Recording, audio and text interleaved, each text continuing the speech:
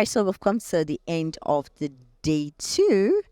Technically, I would say day one of panel sections on speaking, of the Age Lagos 2024. It is the African Gaming Expo. And I have here with me a perfect gentleman for this conversation we're about to have.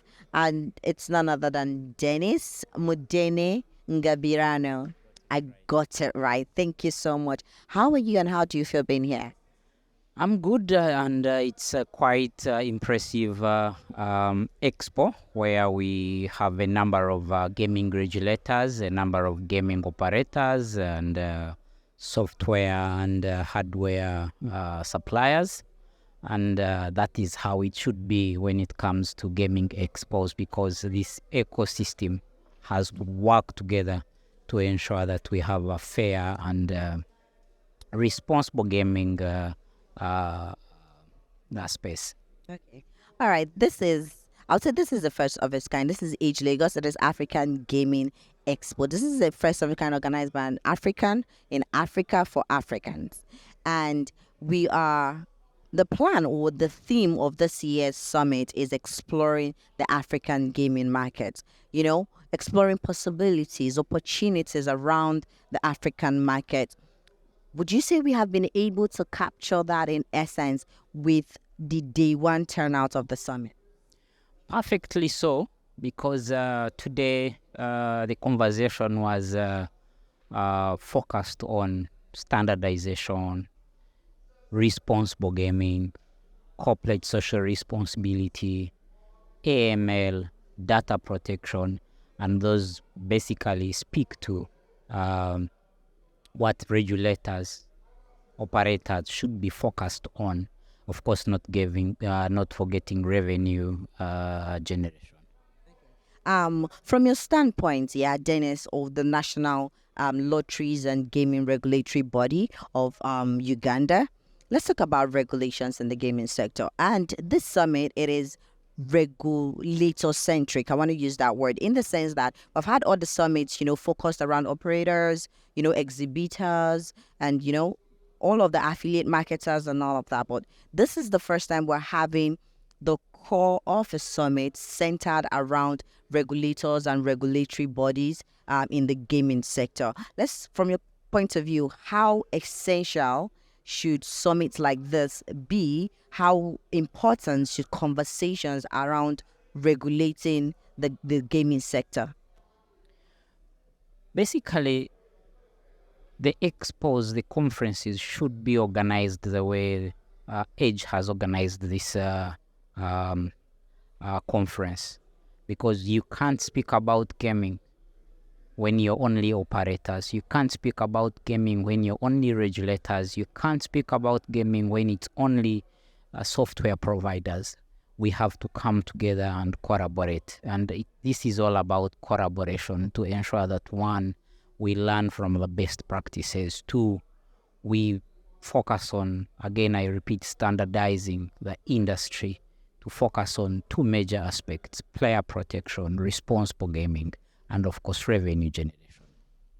Okay.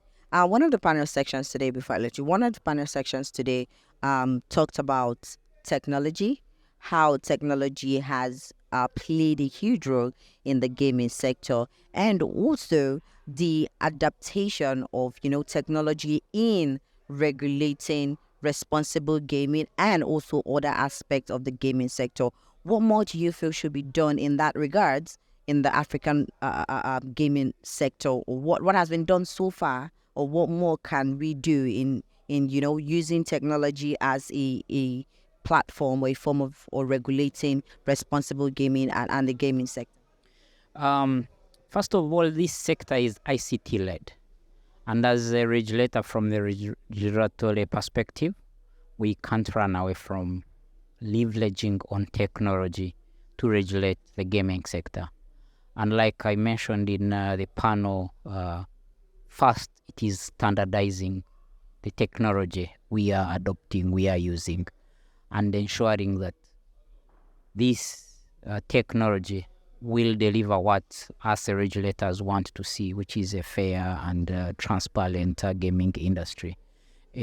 Case in point for Uganda, we've leveraged on technology to regulate the gaming sector in Uganda. At the moment, we're implementing what we call a national central electronic monitoring system for purposes of monitoring significant events associated with gaming. And in here, we are focused on responsible gaming, anti-money laundering prevention, fraud detection, and of course, ensuring that we are collecting the right revenue we are supposed to collect.